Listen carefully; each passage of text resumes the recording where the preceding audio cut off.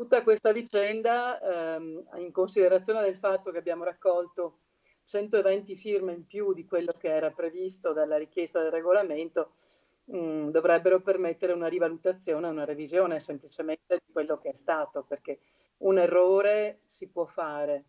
Diciamo che perseverare negli errori non è esattamente l'ideale. Vuole rientrare in corsa per la segreteria regionale del partito Laura Puppato, convinta che la commissione congressuale che giovedì scorso ha escluso la sua candidatura abbia commesso, nella migliore delle ipotesi, un errore grossolano. Nel mirino era finita la regolarità di alcune delle 700 firme presentate a sostegno del suo nome.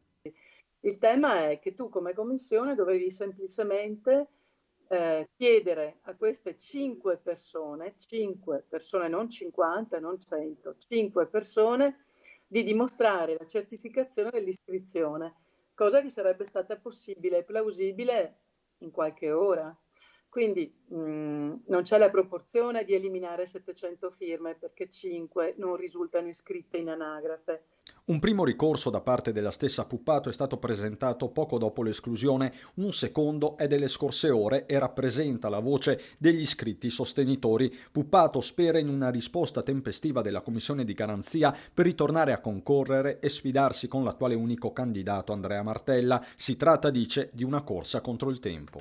Però il problema che si pone è che siamo in una compressione, diciamo, di diritti, perché sono già partiti i circoli con le elezioni e quindi è chiaro che più si attende, più la situazione in realtà diventa ingestibile, ecco.